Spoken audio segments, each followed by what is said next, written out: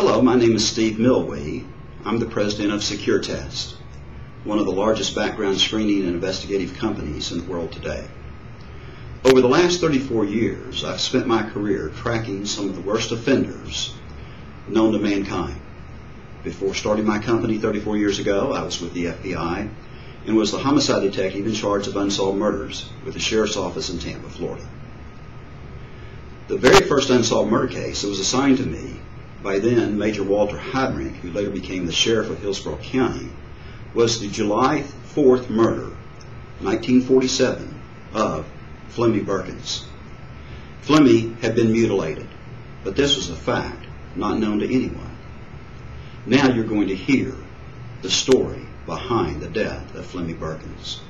After going through the file, as in many unsolved murders, it's not because of the lack of effort or incompetence of the prior investigators. It's oftentimes because they become monofocused, singularly focused upon a suspect to the exclusion of all other facts or information available to them. Going through the file, I identify 50 suspects. I write one of my questionnaires, which is still in use today, called Secure Murder. I send it out to these 50 living suspects, asking them to fill it out so I could clear their name.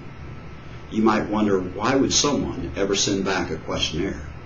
If you're guilty, you don't want to raise the red flag in front of the proverbial bull. If you're innocent, you truly want to clear your name.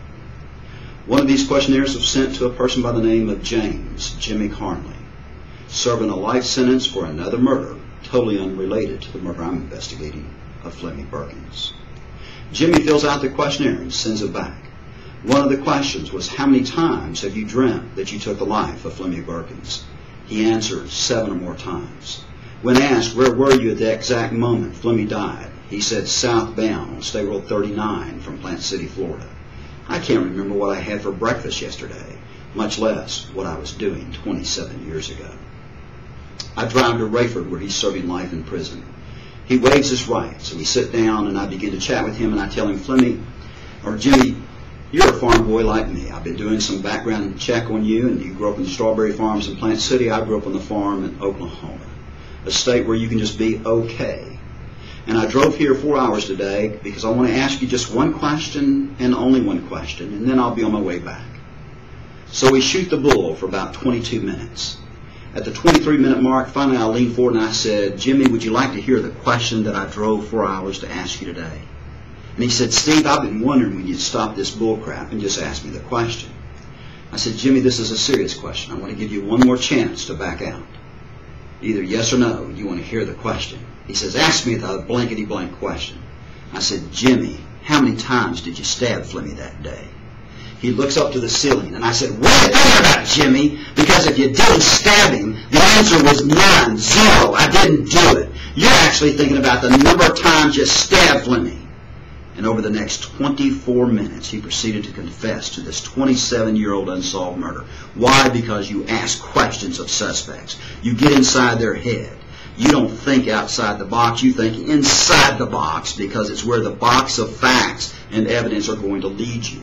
People incriminate themselves. Tracking down serious offenders is not for the faint of heart. All of a sudden, in his confession, he begins to tell me facts that only the killer would know, including how he had castrated the victim and stuck his privates in the mouth of his victim, a fact never released to anybody, including the press, and only that which the true killer would know. Jimmy Carnley, cold-blooded, killed this man. And now you know why determining fact from fiction takes the ability to comply and apply it, the art of asking the questions, thinking like your suspect, knowing exactly what they will do next, anticipating their move, and then finding them at their most vulnerable time, and then getting the confession. That's how you become a success in the world of investigation.